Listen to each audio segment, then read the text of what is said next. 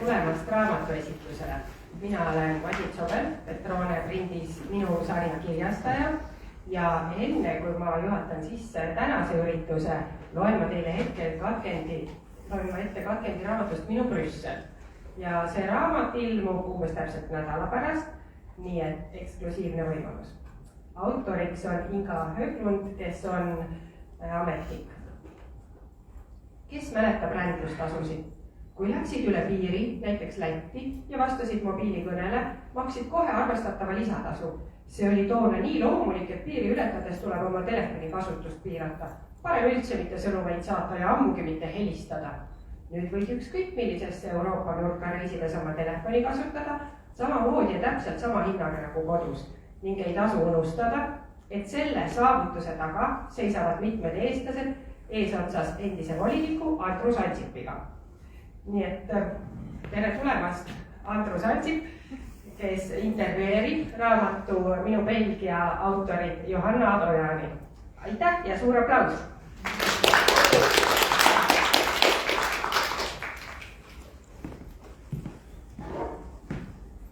Ja tere päevast!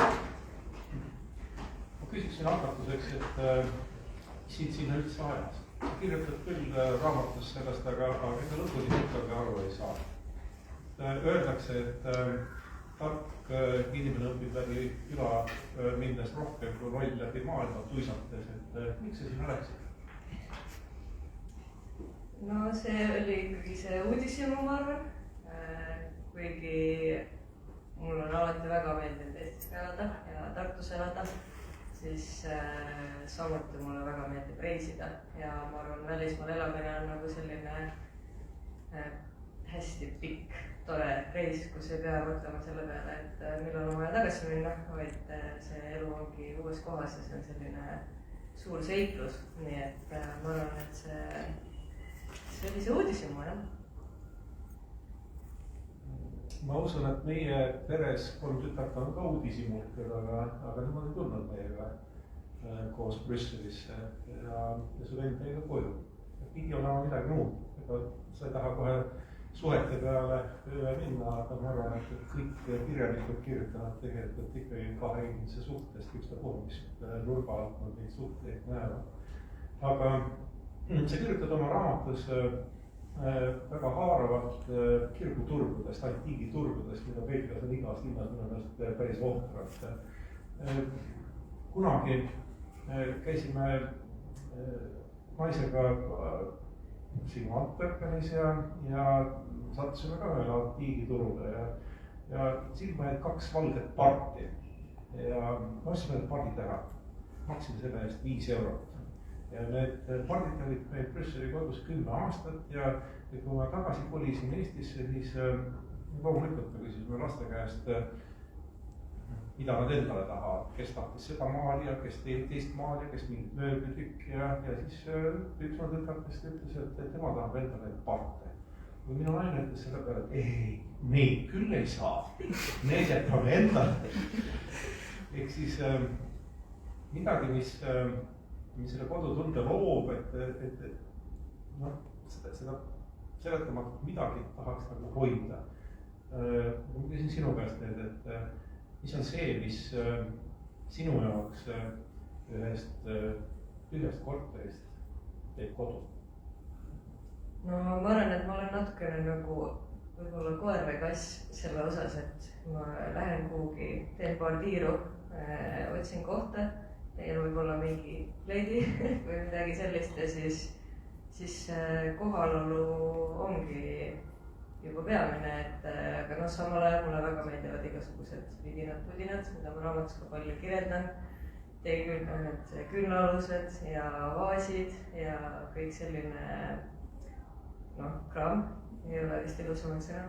Et see on, ma arvan, see nagu järgmine osa sellest, et kui ma kolisin Belgiast tagasi Eestisse, siis ma tõin Belgiast palju asju kaasa ja ma mõtlesin siis Belgias, et kõigepealt ma arvan Belgias kodu, seal tuli palju raamatuid ja asjad, mis me ostsime marketitelt ja palju sellist pudi-padi.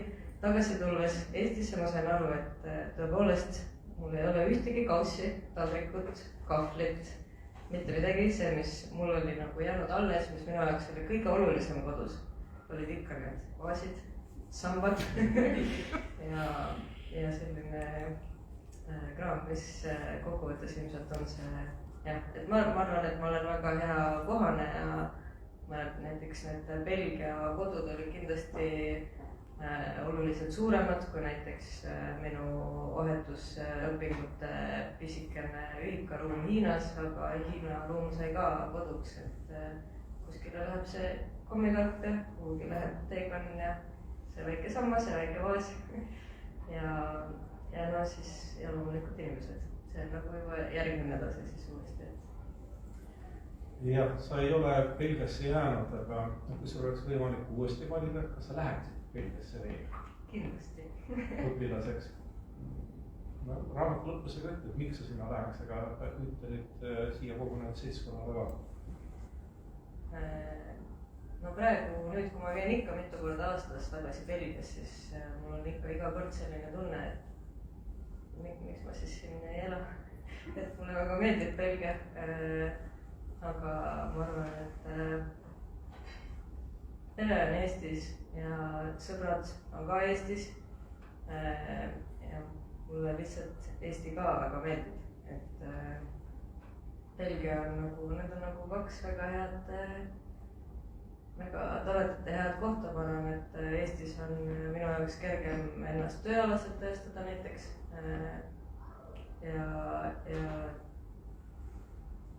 Ja, et see võib-olla Belgias midagi, mida ma nii palju ei teinud, aga sel hetkel ma võib-olla liiga palju ei tulnud huvi ka.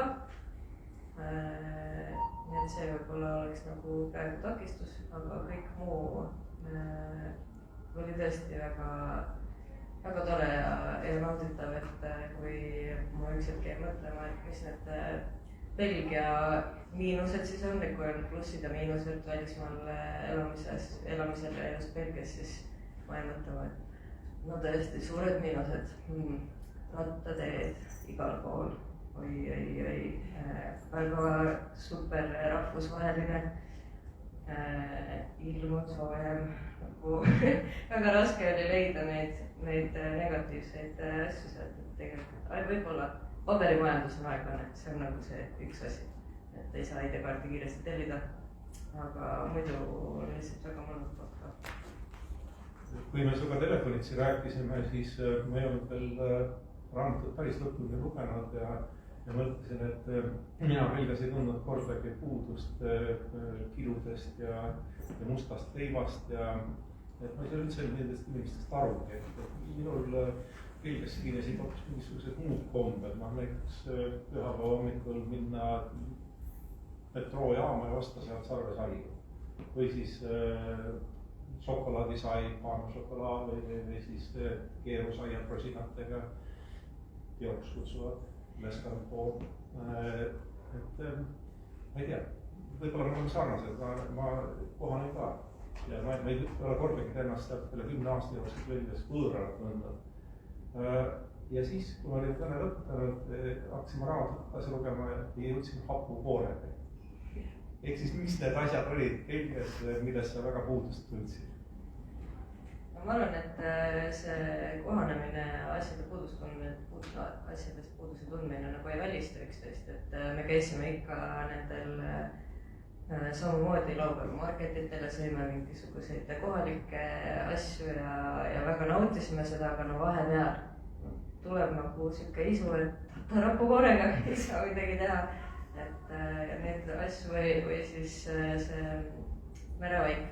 See oli üks asju võib-olla, mida me tõime samal ajal, kui näiteks mõnikord mõned sugulased või sõbrad panid meile siuksed jõulupakke teile näiteks, siis seal alati olid sprotid ja need kogunesid ja need olid seal külmkapi taga nurgas kuni täitsa lõpuni ja enne ära kolimist me siis lõpuks tegime need sprotid lahti, tegelikult on päris head. Kui ei osanud sellest näiteks puudust tunda. Mis need sinu lemmikud seal olid toitudest? No, oligi raske.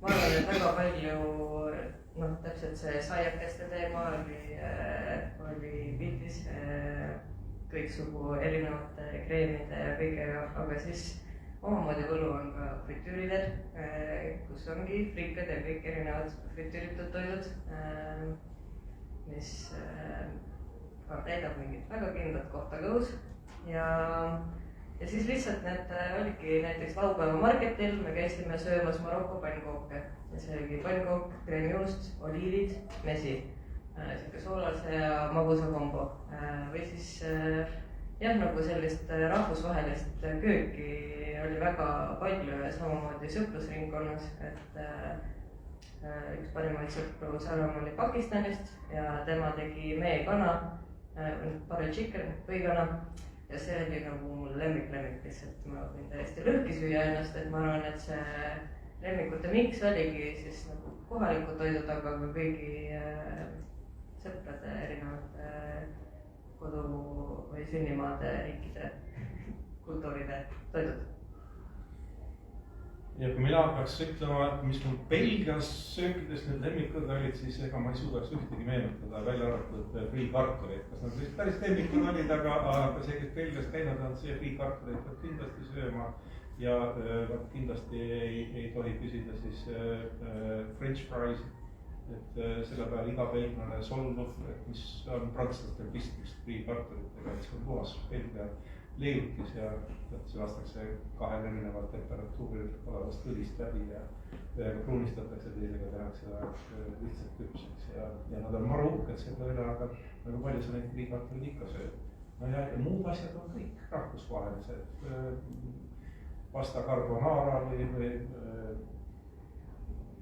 Burgundia moodi teod või mis iganes, et no, mis see päris Belgia on sul mingisugune küülikupada on midagi, mida nad ütlevad, on nende oma, aga noh, ega seda igas kohas ikkagi ei saa.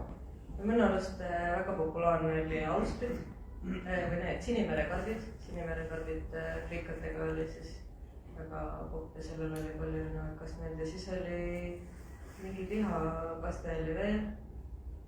Võib-olla see oligi see küülikupada, seda ma ei julgenud proovida tunnistama.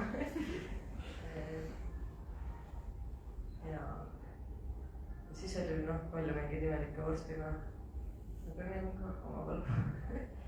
Kui ma lugesin su raamatut, siis seda äratundmist oli palju, et mingisugused pisikesed asjad, no näiteks see, kuidas sul on suur tõenäosus tööle minnes, tööle tulles või lihtsalt niisama tundides koera essu sisse astuda. See asi on kuidagi teistmoodi korraldatud, inimeste vastutustunne on nagu pisut teistsugune. Sa kirjutasid kusagil, kuidas sa käis kõrgete konstega kindladega. No ma selle välistaksin, et seda sa mõtlesid välja ilmselt. Minu meelest see ei ole Brüsselis vähemalt võimalik, et seal on kiviparkett ja no, kui sa esimesed 10 sammu suudad ära teha niiviisi, et konts ei lähe sinna 2 kivi vahele, siis 11. sammu kindlasti läheb. Või läheb metroos rongile ja takerdud sinna resti, mis perroonil on. Kuidas sul kõrgete konstega, kindladega kogemused Belgiast on? No see oli üks nendest romantilistest unistustest, mis mul alguses oli, et alguses ma siis mõtlesin, et ma kolin Brüsselisse ja töötan kohvikus ja õpin prantsuse keelt, mida ei juhtunud. Teine unistus võib-olla oligi see, et minust saab suurlinna daam, kus sai kunstitudeng. Ja nende konstega ma kõndisin küll Brüsselis. Ma ei tea, kas see siin nendest piltidest tuleb, aga kuskil on üks fototõestus. Aga see siin jah, et seda väga palju rohkem ette ei tulnud, aga ka sellepärast, et Antwerpis näiteks oli palju rattaga sõitmist ja Konsada ratasse, et see on see osa, mida mina hästi ette ei kujuta.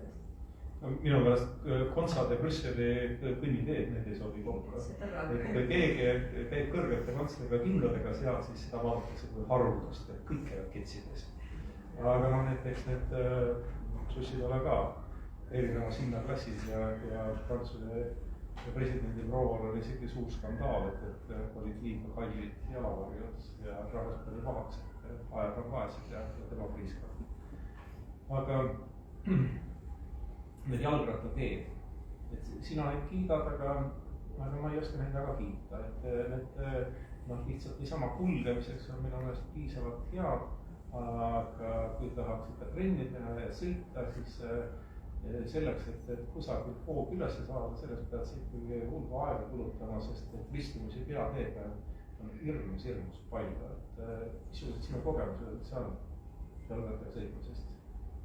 Ma arvan, mul oli see lihtsalt siuke igapäevane liikumisvahend, nii et mitte kulgemine ja mitte ka trenn, vaid lihtsalt see oligi see viis, kuidas ma liikusin ühest kohast teise ja neid ristumiskohti on küll, aga enamasti erinevalt siis Eestist seal on ikkagi tehtud nii, et ei ole neid äärekivisid, et rattaga saab minna otse ja ratastele on elu tehtud nagu väga mugavaks. Ja autojuhid on väga sõbralikud ja väga kannatlikud ja see rattaga sõitmine üldse tundub nagu siukene pisikene asi, aga ma arvan, et see andis sellele nagu elukvaliteedile jube palju juurde, et sa oled kogu aeg, esiteks sa tunnetad aastaaegu oma nahal, mis on nagu asi, mida sa teed ainult siis, kui sa liigud kas jalgsi või rattaga, mis on juba annab nagu mingi täiesti teise tunde ja siis see, et ma arvan, Belgias üldse linnaruum on väga selline sotsiaalne, et no paljud siis liiguvadki ühest kohast teise jala või rattaga, siis kui sa kedagi näed, kohe pead kinni, räägid, lähete kohvikusse või keerad kuhugi sisse või jube palju on sellist spontaansust tänu sellele. Ja seda ma väga nautisin. Et see kogemus oli väga hea, Tallinnasse tagasi tulles ma kohe ka väga entusiastlikult mõtlesin, et ma siis hakkan sõitma. Ja natuke võttis julguse kogumist, aga mu arust läheb järjest väga kiiresti järjest paremaks ja see on hästi tore. Minu meelest on Brüssel täiesti jalakäija linn, et seal ratas võib olla, aga jala saab igale poole. Ma arvan, et Brüssel on rohkem jalakäija sõbralikum kui Tartu linn. Tartu linn on rohkem laiali laotatud kui Brüssel. Brüssel on küllalt kompaktne ja igale poole sa ei peagi minema. Kui sa ühest linna segast teisi ei lähe ikka saab oma kodust keskuse poole või kuhugi mujale, kus on väiksem keskus ja on täiesti jalakäida see linn ja ma arvan, et autojuhid täpselt samamoodi. Ja kindlasti, et see ongi esimene mõte minna kuhugi jala ja teine mõte siis võib-olla minna rattaga ja siis või siis bussiga, metrooga, Brüsselis on trammiga. Ja no kui peab autoga minema, okei, saab tehtud, aga ilgelt tüütu. Aga see on jah, tegi teistpidi on see mõtlemine. Aga samamoodi ma arvan, et Brüsselis ka linn on hästi tihe, et kõik tegevused on väga lähedal sulle.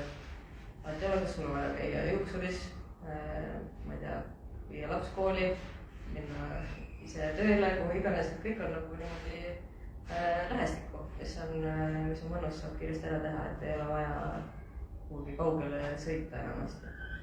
Mis need sinu kohad Belgias laiemalt olid? Antwerpenis kõige rohkem, vanemad käisid külas Brüsselis, räägin nendest teistest kohtadest ka. Minu kogemus on selline, et Belgias on kõik tunniaja autosõidu kaugusel, kõik on käe-jala juures, mitte midagi ei asu kaugemal kui tunnisõidu kaugusel. Jaa, me käisime suurtest linnadest, ma arvan, on kõige paremini tohtud veel Gent, ka üliõpilaslinn. Ma arvan, et minu peas vist sarnaneb rohkem Antwerpenile kui Brüsselile, aga ilmselt, sest ta on väiksem. Ja siis Bruges või Brühe, kuidas iganes hääldada, väga mõnus kanalitega. Ma arvan, et palju on selliseid pisikesi postkaartilinnu, mis on väga romantilised. Loodus on väga lahe, ma kuidagi ei osanud oodata, et Belgias on mäed. Olid suured künkad ja matkaradu on lahedaid ja seda avastamist on lihtsalt väga palju, ma arvan, et seda ja mere äär, ühesõnaga neid kohti on nagu palju, kus käia, ma arvan, et kõigis neis on miski, mis neid nagu ühendab ja miski, mis on siis erinev. No pluss siis see, et pool on prantsuskeelne ja pool on flaamikeelne, saksakeelne osa. Palun räägi oma ujumas käimise kogemustest ja päevitamisest Belgias. Ujumine ei ole väga julgustatud.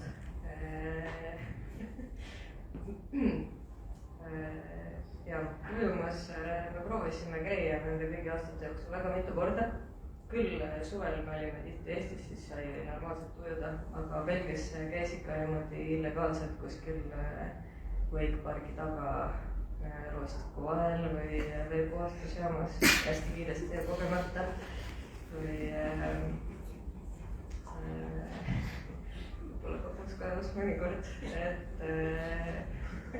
sellega ei olnud väga hästi. On ka avalikke järvesid, et kui siis ütlevad järved, tegelikult on nagu tiik, aga siis tiigi kõrval on see ringi käib see värav ja tuleb osta pilet, et siis sinna tiiki ujuma minna koos kõigi teistega ainult liibuvates ujumispükstes. Need olid sellised pigem kummalised kogemused. Küll aga ma just meenutasin üks päev seda, kuidas ma päevitasin meie Antwerpi teise kodu siis rõdul ja ma olen häbelik küll mingites asjades, aga mitte kõigis. Näiteks mitte väga liiga palju päevitamise puhul võib-olla. Siis ühe suvel ma lamasin ja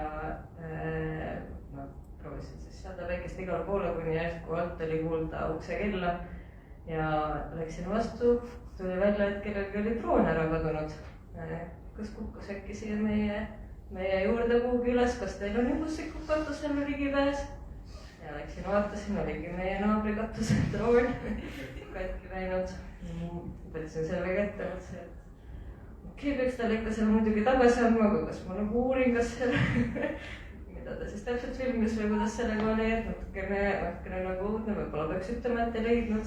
Lõpuks viisin loomulikult ilusti tagasi, aga peale seda päevitasin rohkemate riietega või üldse mitte, et siuke suur linnatunne tuli küll, et võib-olla räägavalitsi kõrval ei peaks väga avalik.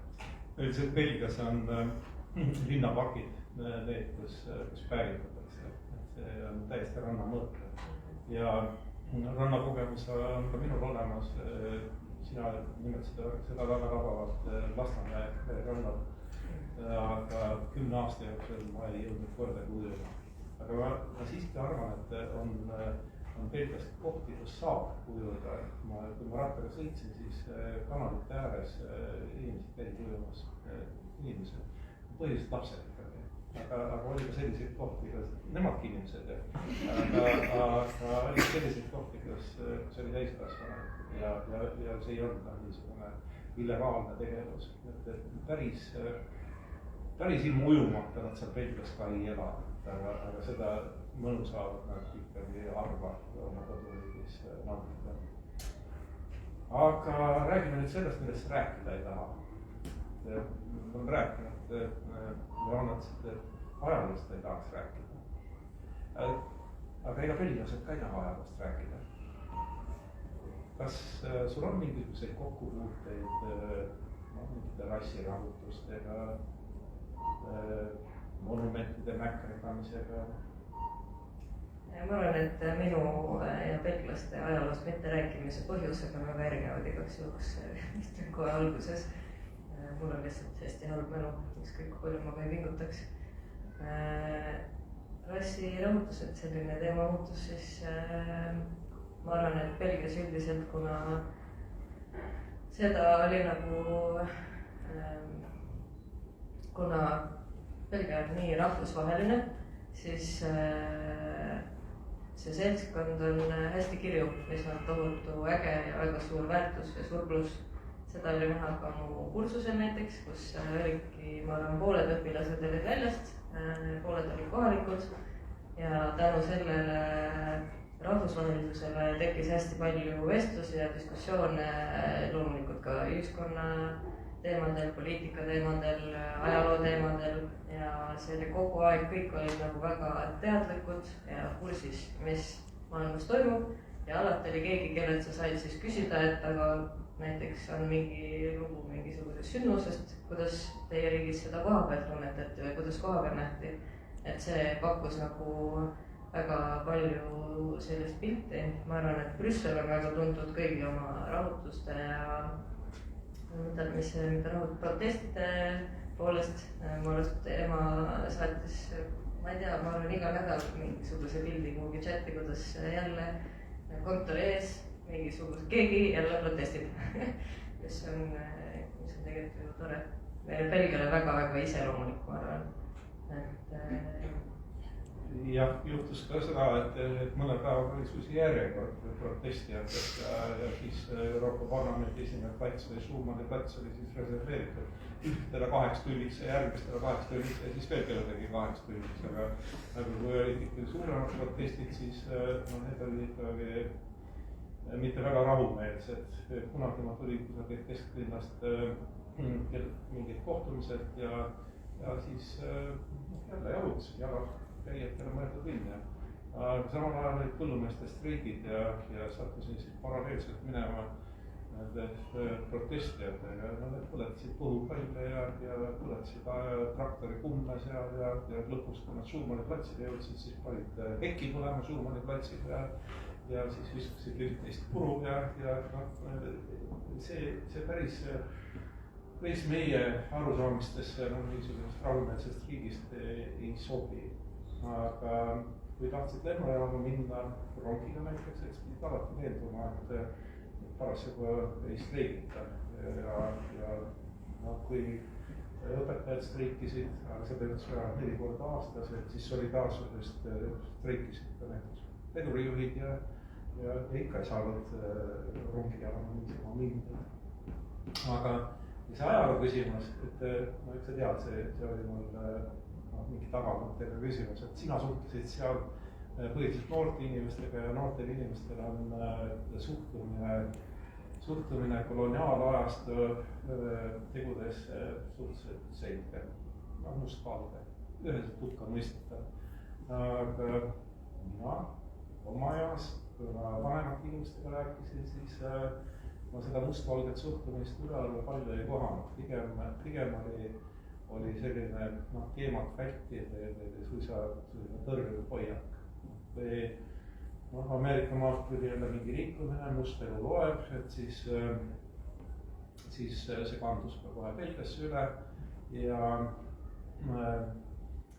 kõik omaaegsed monumendid mäkerdati täis, kas valati punase värviga üle või siis kirjutati Kongo ja 10 miljonit ja mõrvar ja muu taoline. Me küsisid nende käest, et kuidas te nüüd suhtute sellesse, mis omal ajal Kongos oli ja kolooniatest toimepandusse. Ei, Belgia pole kunagi ühtegi kolooniat olnud, ühtegi asumaad Belgial ei ole olnud. Aga Kongo. Ei, see oli kuningas, kellel olid asumaad. Belgial ei ole midagi olnud. Aga mis kuningas toimub oli? Ei, Leopold II ei ole kordagi Aafrikas käinud, et ta on mitte mingit pistmist 10 miljoni tapetud kongolasega. Aga Ingras Tooms, mille see ainus kujul, mis minu sealoleku ajal siiski Luksemburgi tänava kõrvalt ära viidi. Pärast seda, kui ta punaseks mökerdati ja siis puhtaks pesti uuesti valgeks ja siis ta viidi ära. Et aga Ingras Tooms. Aga ajad olid sellised ja me ehitasime sinna tehased ja raudteed ja teed ja õpetasime nad lugema ja ajad olid sellised. Aga kõldistamise ajajärg, kautšuk oli vaja, auto oli leiutatud, Macintosh hakkas vihmavaateid tegema. Ja siis olid normid ette nähtud ja kui norm ei täitnud, siis nii palju kui norm täitmata jäi, siis tuli jäsemest loobuda. Ikkagi ajad olid sellised ja see on keegi teine, aga mitte meie. Ja parlamendis käivad debatid siiamaani, kas paluda vabandust või mitte paluda. Vabanduse palumine tähendaks, et sa võtad omaks selle, et me oleme kunagi minevikus midagi halvasti teinud ja kui mina olin seal, siis peaminister oli selle ajal Alexander De Croo. Tema palus vabandust selle eest, et 1958. aastal, ma olin juba sündinud, toodi põhiliselt Kongost ära 26 000 last ja pandi nad siis katoliiklikesse koolidesse Belgias. Ja põhjus, miks nad ära toodi, oli see, et nende isa võis olla belglane. No ei saa ometi inimese last jätta sinna loomade kasvatada, sest need on rääkivad loomad inimesed. Et see on alles, minu elu eal olnud see tohutu arusaamiste muutus. Ja sellega mina seletan seda, miks nad neid teemasid väldivad. Kui me siin idealiseerime, et seal on vana demokraatia ja kõik elavad suures elus ja vabaduses, siis tegelikult väga paljude belglaste hing ja vaevab see minevikus sooritatud kuritegude laviin endiselt. Jaa, aga minul on ka Belgiast üldse, et domineerivad head mälestused. Tõepoolest ei saa ju praegusi Belgia elanikke süüdistada selles, mis minevikus toime on pandud. Ainus mida eeldaks, oleks suhtumine. Aga mulle meeldis sinu raamatus see, kuidas sa said rahu hinge inglise keelt rääkides. Räägi sellest.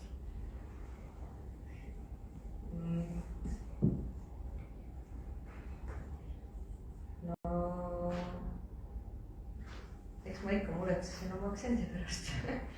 Et ma arvan, tänapäeval või nüüd, kui ma vaatan, kuidas mu pere ülejäänud lapsed inglise keelt räägivad, siis nad teevad seda täiesti puhtalt. Mina mäletan, et kui ma rääkisin, siis vanemad alati ütlesid, et sul on nii hea inglise keel. Ma mõtlesin, okei, mul väga hea inglise keel. Ja siis koolis potsutasin kõige nõrgemasse rühma. Ja siis see kuidagi, see õppimine on ikka selline, kui sa ise ei ole tohutu suhtleja, siis ega õpetaja, kui sa ise kätt ei tõsta, ega õpetaja ei sunni rääkima ka, mis on väga mugav neile, kes ei saa rääkida. Nagu mina. Nii et ma arvan, et koolis oli palju sellist teooriat ja õpiku nagu töövihiku täitmist ja nii edasi, aga sellist reaalselt nagu rääkimist seda liiga palju ette ei tulnud ja seda ma põdesingi kõige rohkem. Et ma mäletan, kui mul oli klassiõde, kes oli olnud vahetusõpilane ja tal käisid välismaalastest sõbrad külas, siis mulle alati meeldis selles seltskonnas väga olla. Aga ma kunagi ei julgenud ise seda sõna võtta, et see mul lihtsalt nagu see mõte juba tagantjärele, ma tunnen, kuidas ma nagu lähen seest kema. Aga siis Belgias ma sain aru, et kõigil on aktsendid, et kui see seltskond oli rahvusvaheline, siis kellestki ei saa aru. Et see on nii tore ja see on nii südantsoojendav ja nii see hirm läkski kiiresti üle, et mul oli üks inglasest Kursaare Troori, kellega ma sain väga hästi läbi, kes nagu algusest peale ei pilkutanud silmagi ja siis ma üks häbelikult küsisin, et aga kuidas see üldse nagu, kas sa saad aru ka või? Et või kui palju sa nagu märkad, et ma teen mingeid grammatilisi vigu kogu aeg, sest ma kindlasti teen neid hästi palju, et ei, nagu ma ei mõtlegi sellele, et ma lihtsalt tahan aru saada, mis sa räägid ja see on põhiline ja siis see kuidagi lahustas selle mure ja nüüd ma pean ütlema, et tänaseks nagu need aktsendid on kõik nii kalliks saanud, et ma vahepeal igatsen oma poola klassi või Kursaare poola inglise keelt või saksa aktsenti või mis iganes, ükskõik nagu, et see oli Pakistani inglise keelt, et see on nii tore ja kallis, et kui keegi päriselus räägib, siis ükskõik millise USA aktsendiga või inglise aktsendiga, see tundub nagu filmist, et minu jaoks on natuke nagu filmi aktsent, sest et ma lihtsalt ei ole nii palju kokku puutunud vist rohkem, aga jah. No, minu jaoks oli see väga julgustav, mis sa seal oma raamatus kirjutasid inglise keele rääkimise kohta või suvalise keele rääkimise kohta, et kui mõned noored inimesed krammis ja arvavad, et nad ei oska piisavalt, et siis avalikult rääkima hakata ja et nad peaksid veel õppima, et siis ma väidan, et need inimesed ei õpi kunagi rääkima. Et räägi, kõik on samasugused, kõik on mingisuguse aktsendiga, võta ja räägi ja rääkides läheb see keel järjest paremaks. Aga kui keegi naiivselt arvab, et Brüsselis näiteks on võimalik mingi keel korralikult omandada, siis ta eksib rängalt, sest et kõigepealt see inglise keel, mis on kõige levinum võõrkeel. Kui räägib inglise keelt horvaat või soomlane, et kuidas sa matkid? Kus sa saad kindel olla, et see hääldus on just see, mida peaks matkima. Ja kui see asi, mida kopeerida, on ebakindel uduste servadega, siis sa ei jäta teda väga kindlalt endale mällu.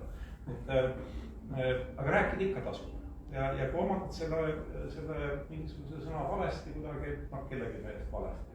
Mitte nende meelest, kes Brüsselis elavad või Belgias elavad, nende meelest on kõik õige. Et siis sellest ei ole midagi hullu, peaasi, et sellest aru saadakse. Ja ega prantsuse keelega lugu parem ei ole. Täpselt samamoodi, kui räägib rootsmane prantsuse keelt või räägib poolakast prantsuse keelt, see on hoopis midagi muud, kui räägib prantslane prantsuse keelt, isegi kui belglane räägib prantsuse keelt, see on midagi muud kui prantsusele räägitud prantsuse keelt. Ei pea häbenema noor inimene, mida tahab kuhugi mujal õppima minna, et tema keel pole tema meelest sellisel tasemel, et võiks minna. Mine, suhtle ja see keel läheb suheldes paremaks. Teeme nüüd nii, et te küsige ka midagi. Muidu juhtub nii, et me räägime ja te ei saagi teada seda, mida te teada tahtsite. Kunagi ma olin Valges Majas ja Joe Biden, ameeriklastele iseloomulikult, ta oli asepresident siis tuleb küsib, et mida ma saan teie heaks teha. Mina siis viisaka inimesele ütlen, et olete meie jaoks nii palju teinud, aga mida meie saame teie jaoks nüüd teha. Tead, Maarmes, mulle veel, minu ema ütles mulle alati, et Joe, sa küsi. Kui sa ei küsi, siis on vastus alati ei. Kui sa küsi, on kaks võimalus. Kas ei või jaa? Mu kallis poeg, küsi. Nüüd on teie peale küsida. Võib-olla saate teada, võib-olla ei saa. Kaks võimalust.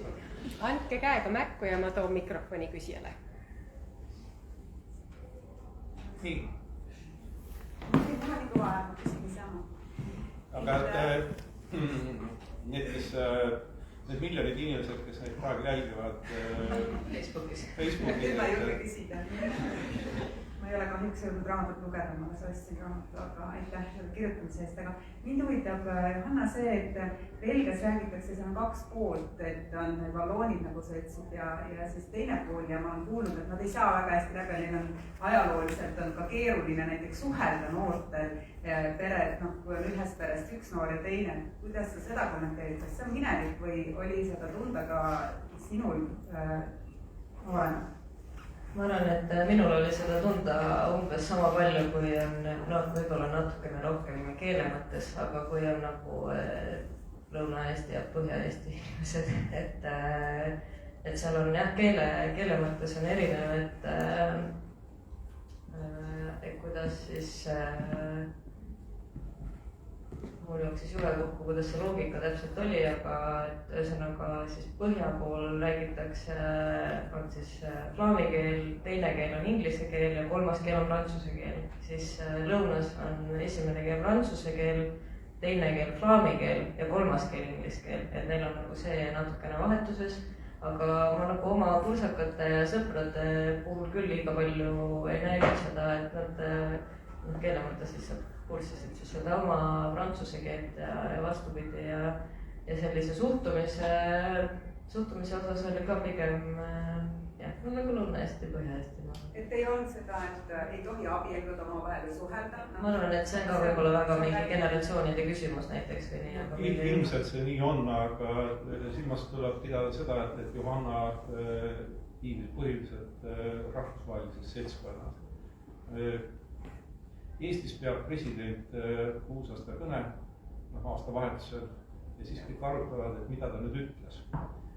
Belgiaste kuningas peab ka kõne, jõulude ajal kõne. Ja mina ei ole märganud eriti seda, et arutatakse selle üle, mida ta ütles, vaid loetakse üles sõnad.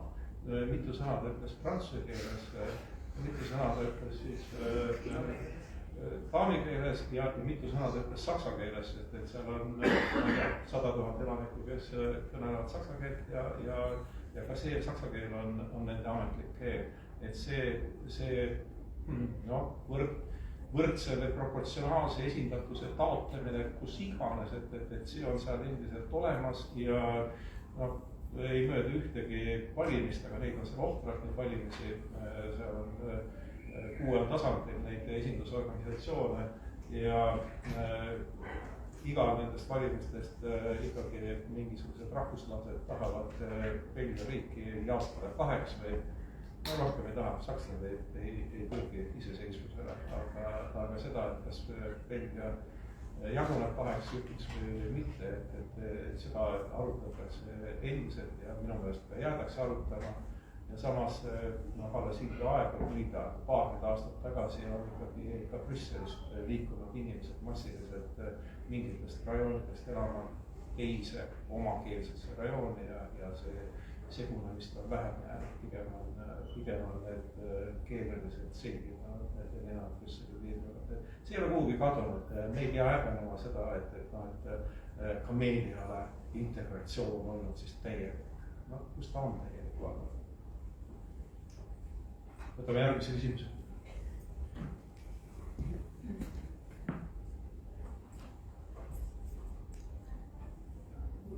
Ma küsin siis ise teie asemel, ma loodan, et te kõik tahate seda vastust teada. Et Johanna on nüüd oma töö ära teinud. Kas järgmise minu Belgia autor on Andrus Ansip?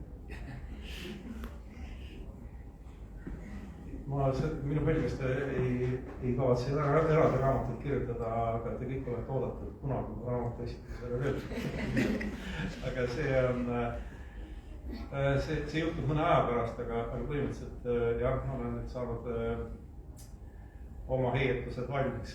Hakkavad ikkagi sünnist lõpevad sellega, kui ma Brüsselist töölt ära tulin, aga see ei ole midagi niisugust monograafia sarnast, tõelist biograafiat, pigem on need lood, mis seal sees on mõeldud lastelastele lugemiseks. Kui keegi kunagi viitsib, siis on ka minu vaade sellele, mis minu väga suhtunud on olemas. Et see ei ole elulugu, see on pigem lugu elust, lugu lahku kirjutatud või kuidas iganes selle kutseda. Tuleb. Inimesed on enda, mina ka. Suurepärane, siis järgmine kord me saame intervjueerija kui intervjueeritava autogramme küsida, aga seekord siis anname tooli ja raamatukotaka praegusele autorile Johannale. Täname esinejaid suure aplausiga ja küsige siis oma ette, kui te mikrofoni ei tahtnud küsida, eks?